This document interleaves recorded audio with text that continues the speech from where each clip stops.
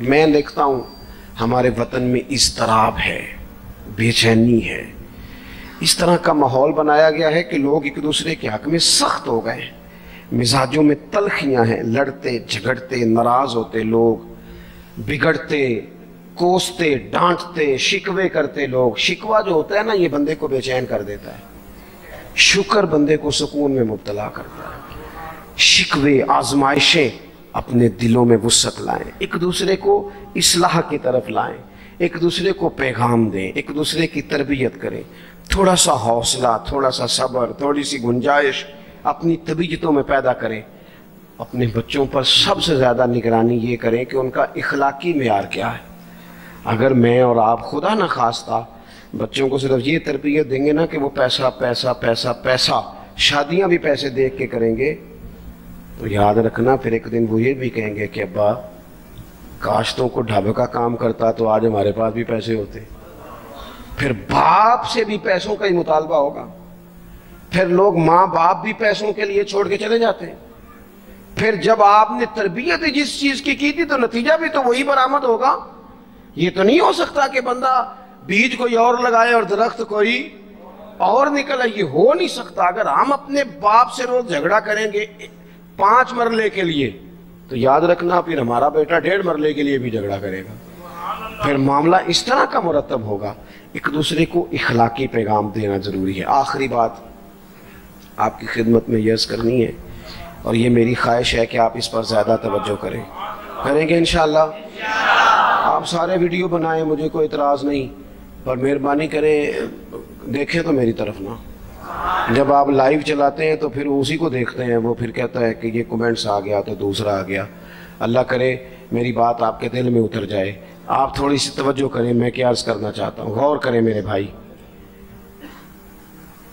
ملک میں نا مہنگائی تیزی سے عروج پکڑ گئی ہے، اور مہنگائی جب ہوتی ہے نا تو امیروں نے تو مال بیچنا ہوتا ہے تو ان کا دگنا ہو گیا تو وہ تو اور امیر ہو گئے، تو غریبوں کے لیے مشکلات بڑھ گئی ہیں۔ جو طبقات بیچارے تنخواہ دار تھے، کمزور تھے، میری طرف دیکھیں جناب، وہ اور کمزور ہو گئے۔ ہمیں زیادہ تو نہیں لیکن اتنا ضرور کرنا چاہیے۔ یہ قرآن پاک دے دیں جی، مجھے دے دیں، میری ہے، تشریف رکھیں آپ۔ عزیز بھائی تھوڑا سا نا، زیادہ نہیں، 3 لوگ مل کے ایک غریب آدمی کا خیال تو رکھ ہی سکتے ہیں نا، لیکن غریبوں سے بھی عرض کروں گا، سہارا بندوں کو نہیں بنایا کرتے، سہارا رب رسول کو بنایا کرتے۔ کسی سے تھوڑی سی مدد لینا تو ٹھیک ہے، چلو آگے جانے کے لیے تھوڑا سا سہارا لے لیں کہ اب مشکل ہے تو یہ کراس نہیں ہو رہا رستہ، تھوڑا سا سہارا تو لے لیں۔ لیکن جو لوگ مستقل سہاروں پہ آ جاتے ہیں ان کا تو پھر اپنی طاقت ہی ساری ختم ہو جاتی۔ گردن کو جھکا دیتا ہے خیرات کا پتھر، جہاں میں مانگنے والوں کے سر کبھی اونچے نہیں ہوتے۔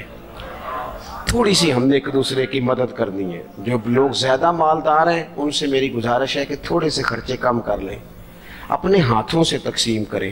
یہ چھوڑ دیں کہ وہ میرے چچا کے جو بیٹے ہیں وہ میرے ساتھ اچھا سلوک نہیں کرتے، وہ فلانے ہیں، وہ ان کا سلوک اگر وہ کریں گے تو اللہ سے اجر لیں گے۔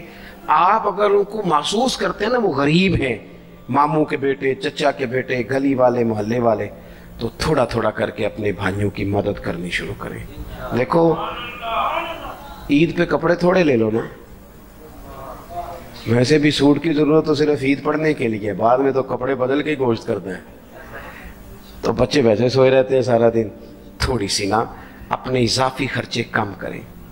غربا کی تھوڑی، یہ عید گزری تھی نا چھوٹی تو شادیاں شروع ہو گئی تھی، میرے پاس لوگ بہت زیادہ آتے ہیں، چونکہ نیک آدمی سمجھ کے اچھا گمان کر کے لوگ دعاؤں کے لیے کہتے ہیں، تو ان کے دکھ سن کے نا تو کئی دفعہ سوچتے ہیں کہ یار یہ جو امیروں نے اتنے مہنگے مہنگے ہوٹلوں میں روٹیاں کھائیں، اتنی مہنگی مہنگی گاڑیاں پجارو، یہ اللہ کے حضور جواب بھی تو دینا ہے نا۔ ہم نے ایک دوسرے کا خیال چھوڑ گئے، 2-4 باتیں سوچ کے نا، وہ جس کے گھر میں 3 لوگ ہیں کام کیوں نہیں کرتے؟ وہ خدا کے بندے کرتے ہیں کام، لیکن محنت سے نہیں ملتا، خدا کے فضل سے ملتا ہے۔ تیرے اوپر فضل ہے، تجھے باتیں آتی ہیں، لیکن کئی دفعہ سارے بھی کریں تو رزق جب ہی آتا ہے جب رب چاہتا ہے۔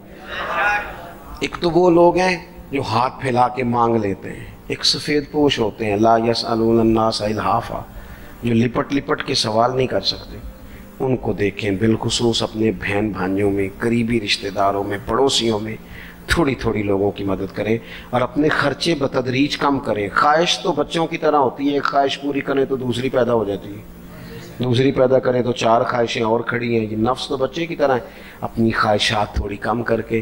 یہ حکومتوں سے آپ امید نہ رکھیں، ہمارے ملک میں جتنی سیاسی جماعتیں حکومتیں کر چکی ہیں یا کر رہی ہیں، ان سے کوئی توقع نہیں۔ یہ بیچارے تو اپنے جھگڑوں سے ہی باہر نہیں آتے، انہیں کیا خبر کہ قریب کہاں بستا ہے۔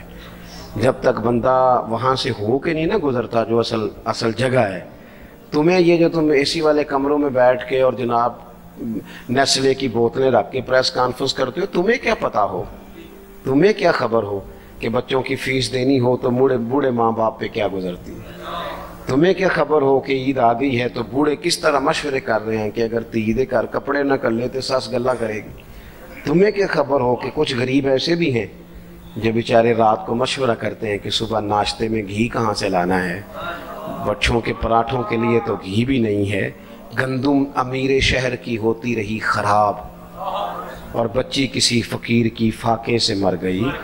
خدا را مہربانی کریں، گنجائش پیدا کریں۔ بندہ کبھی بھی جیب کا سخی نہیں ہوتا، بخاری شریف میں پورا باب ہے کہ بندہ غنی دل کا ہوتا ہے۔ اپنے دل کا غنا اپنے اندر لائیں، جب آپ کا دل سخی ہو جائے گا ساری چیزیں ٹھیک ہو جائیں گی۔ اللہ تعالیٰ مجھے اور آپ کو توفیق عمل عطا فرمائے۔ پروگرام آگے چلے گا جی۔ اللہم صلی علی سیدنا و مولانا محمد معدن الجود والکرم وآلہ وبارک وسلم۔ اللہ ہماری حاضری کو قبولیت کا درجہ عطا فرما، ہمارے گناہوں کو معاف فرما، ہماری غلطیوں سے درگزر فرما، علم نافع عمل صالح کی توفیق عطا فرما۔ اللہ بیماروں کو شفا دے دے، مقروضوں کو قرضوں سے رہا کر دے، تنگ دستوں کو وسعت رزق دے دے، بے اولادوں کو صاحب اولاد کر دے، اولاد والوں کی اولاد کو فرما بردار بنا دے۔ اس مسجد کو، حاضرین کو، مہمانوں کو، بندوبست کرنے والوں کو، سب کو بہترین صلہ عطا فرما۔ اللہ تعالی ہمارا خاتمہ ایمان پہ فرما، دنیا اور آخرت میں ہماری پردہ پوشی فرما، امت کی خیر فرما، پاکستان میں نظام مصطفیٰ صلی اللہ علیہ وسلم کا سویرا طلوع فرما۔ اللہم رب اغفر وارحم وانت خیر الراحمین وصلی اللہ تعالی علی حبیبہ محمد۔ آپ حضرات نا مسجد کا تقدس خیال رکھیں گے، مجھے جانے دیں گے، مجھے ہاتھ لگا کے آپ کو کچھ بھی نہیں ملے۔